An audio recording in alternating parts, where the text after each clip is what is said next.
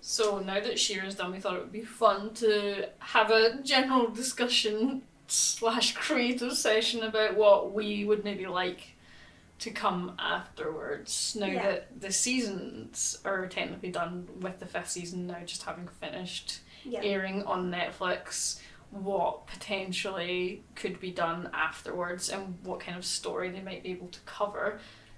So really obvious examples of shows that have managed to continue in some medium after the main story finishes essentially is probably Avatar and Korra, because they both had continuation comics to continue the main plot and to explore other plot threads. Which works pretty well, to be fair, and I do actually like both those runs of comics for the most part. But I feel like with She-Ra and the fact that it's backed by Netflix rather than Nickelodeon, that maybe more scope. There's more scope because Netflix will back things they think will do well. And especially with where the finale of She-Ra ended up going and the popularity that's come out of especially the last episode, I feel like Netflix might be especially more on board with going forward with more. I don't see them doing another series. No. I mean, they could. There's the scope to do it, but I feel like they kind of told a perfect story. They've tied it up and ended it in a way that if they wanted to continue it later, then they can. But also, like, if they didn't want to continue with a series, then that's okay. You know? They could go back to maybe like 2 years or 3 years from now and be like, actually, we're going to add more seasons. But I feel like what is more likely, there could be certainly additional comic material just to supplement the show, but I think what's most likely is probably actually a movie. I think a movie is more likely. I mean, the Steven Universe movie did really... I've never seen it, but it did very good in terms of the audience reception and just its popularity. Definitely. So it might be something that they would take into consideration, is that they would be able to put more budget behind a movie too, because it's just a one-off thing. Yeah, exactly. And especially because they were saying like they wanted to bring magic back to sort of the rest of the universe. That could be a really good thing to use as a movie plot instead of like a series, because the main threat of what they were working towards is over. Like they the Horde are the done. threat of the Horde. They don't have anyone that's sort of standing in their way. The only things that might stand in their way is making sure that they've got people on their side when they go to these different planets to try and improve them and bring it back to the way that it was before the Horde fucked it up. Exactly. The main antagonists of the show are gone. Either they've been redeemed, they're dead. That's like it. There's no threat, really, no. So I think like an exploration movie would be really, really good. Definitely. And just so that we can see like their struggles of trying to bring the magic back, because it's not exactly like they're going to land on the planet and just be like, for the honor of Grayskull, and then like everything's perfect again. Like, it's not always going to be as simple. So you would like to see them do a sort of plot where that's the main goal is like that they're trying to restore magic to other planets that the Horde has removed, essentially. Absolutely. I'd like to see them with like space adventures with Entrapta and Darla. So they can just try and like bring everything back to the natural way that things were, because obviously the first ones weren't the greatest in terms of, you know, they were trying to take everything so they could build They were more. taking it for themselves. It was completely for their own self-gain. And the Horde were doing kind of the same, but it from was a like different ultimate viewpoint. unity. So, but none of those things exist now. So it would have to be something completely new. I've seen a few people talk about this, and I think it would be a really good plot thread, would be to have the mission in space not necessarily just be about bringing magic back to a planet, but specifically to go and see if they can find Glimmer's mum, Angelica. Or, not Angelica. Angela? Angelica? What the hell is Angelica? Angela. Rugrats? Oh god, it is Rugrats. to see if they can bring her back. I think that would because be she's really not dead. She was treated as a dead character and that she could not be in the narrative. But we know that she's essentially, it was a moment of self-sacrifice, but she's trapped between worlds. She's like in limbo. Yeah. So I mean, I can imagine that's a good place, but that's also a pretty weird plot thread to leave hanging, and I don't feel like them doing that in a movie plot would diminish the sacrifice, because the sacrifice still happened and she was still gone. Yeah. And Glimmer had to deal with that loss. Yeah, and she still had to make the sacrifice so that they could push forward to where they ended up. Yeah. So it's not like, it's not a retcon. Well, Angela's back, but like we could have done that before, because they couldn't, because they still had the threat of the Horde and they weren't able to sort of focus their efforts on trying to find this mysterious limbo to get Angela back. Yeah. While also dealing with the war. Yeah, no, I think it'd be a perfect little plot thread, because I feel like it would have a lot of emotional weight too. I don't think every character would go along for it. It would probably be like Glimmer's. Micah. Yeah, Micah, Glimmer's dad, Glimmer, all the usual boys. The best friend squad. The best friend squad, and probably like Entrapta for the fact of just pure navigation. Also, what I would really, really like is a little bit more time for Glimmer and Micah to actually like reconnect as father and daughter, because obviously they couldn't go for that because of what had happened with the Horde and him with the sort of mind control with the chip and stuff. So just the sort of mind control. Yeah. Not the total mind control. It was kind of there, but but obviously we only really saw them reuniting. Yeah. Didn't actually get to, because they have a lot to catch up on. Glimmer's an adult now. She's like the queen. But what then happens, because like Micah is essentially the king and is older, so like I think Glimmer would probably just retain, because it doesn't seem like it's not a blood. It doesn't seem like it's like very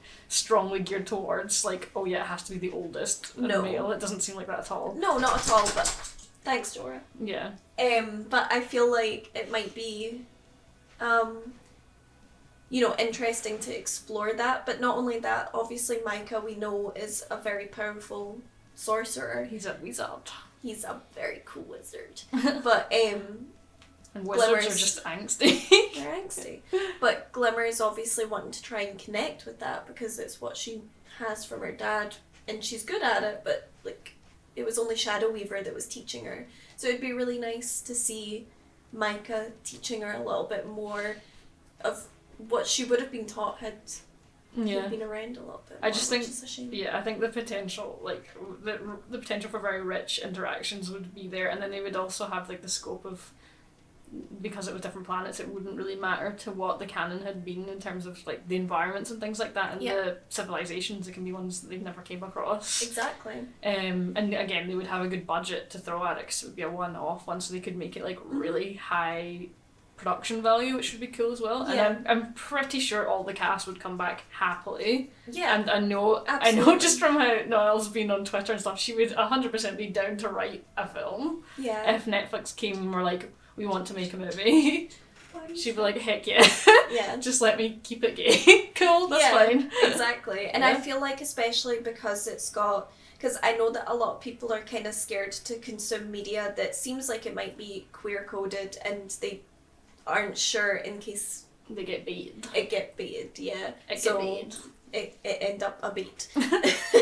So I feel like because it's now got the traction that it has with big publications like Pride writing their newsletter and their articles Variety about it as well. Yeah, that people are now like, that's good because it ends up this way, so now I can actually watch it and enjoy it knowing that I'm not going to get my feelings invested in this and end up Are we not hurt. Are we talking about future things? We are, because now it's brought a whole other group of people that are like, well, my feelings aren't going to get hurt, so I can watch this and enjoy it and know that I'm not going to get baited. Okay. So now there's a lot more people that are going to go to Netflix and watch it. Okay. Which means that they'll see that there's a lot more in terms of want for more of it. Oh, there's definitely a want for more of it anyway. Yeah, definitely, but there's more of an audience as well because there's new people that are coming in because of the finale. Yeah, I think it's a good IP for Netflix to have under their Netflix original, so I don't think they'll be wanting to just put it to bed yet because it's only grown in popularity and it's been very well critically received for the last season.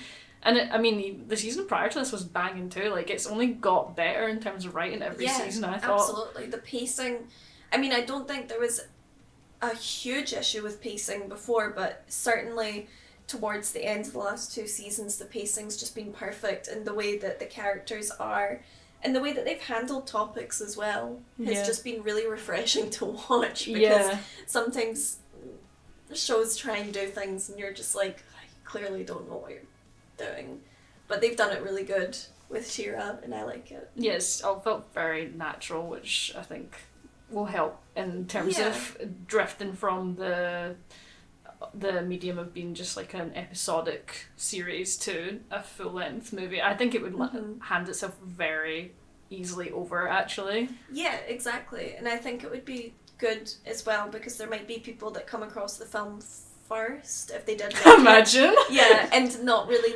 know the backstory of it, but then it brings in the audience to go back and watch the series and then watch the film. Imagine that. It's just like, who's this like goddess woman and her cat wife? What's going on? We love a goddess and a cat wife. We stan. A blonde goddess and the cat wife. Has to be. And obviously it would allow for more exploration of their relationship, because as much as they'd healed to an extent, there's still a little bit to go. And now that like the stress of war and this impending threat from Horde Prime is gone, there will be more time to reflect on all their relationships with each other, and how they hurt each other. And how they can heal from it. Yeah, because I think it was Noelle did a really nice piece of art where Adora and Catra were like sleeping. Doing a big huddle. Yeah, but if you look at Adora's back, she's got the scars from when Catra was in mind control. Did a big scritch. Yeah, so like there are things that they need to heal from, which they will be able to, because every relationship comes with its ups and downs and like trying to get past things. And obviously they've got maybe a little bit more baggage than your average couple, but it would be nice to see them explore that. It would also be nice just for Adora as well, because like I think that'll be one, as much as it was totally Angella's choice to do what she did, she'll still feel responsible in some way that happened. I'm sure she must, because that's just who she is as a person. Yeah, so it would be nice for her to heal in that way too, like, because that is just that loose little plot thread that you're just like, that must sometimes just creep into her mind at times, is that she knows that, it would almost be easier if Angela had just died, but she's alive somewhere, presumably, alone. So and that sucks. Hurt. Because then like Adora will look around at like her group of friends and at Catra and Glimmer and Bo and Micah and everyone that's got like their friends or their like loved ones and stuff, but then think back to Angela and think, shit, like she's alone though, like somewhere where we can't reach her, and like everyone's happy, and her sacrifice was worth it to get this happiness that everyone has here, but it's not fair to leave her. I'm pretty sure we did reactions for season 3, but they were Patreon exclusive, because I feel like there's definitely footage of us crying at that scene at the end of season 3 on Patreon somewhere. But I think they were the camera quality was just like too low because it was just on webcam to put on YouTube. But that's there somewhere if anyone ever wants to see it. But other than that, I don't know. We'll think about maybe what other She-Ra videos we can do, because we do love the show, and our reactions had such a good response. And it's brought us a really nice new audience too. Some fresh blood. Fresh kiddies. Don't say kiddies. That makes us sound so creepy. That's not what I mean. I always refer to characters as my kids. Yes, but kiddies sounds creepy. I'm sorry.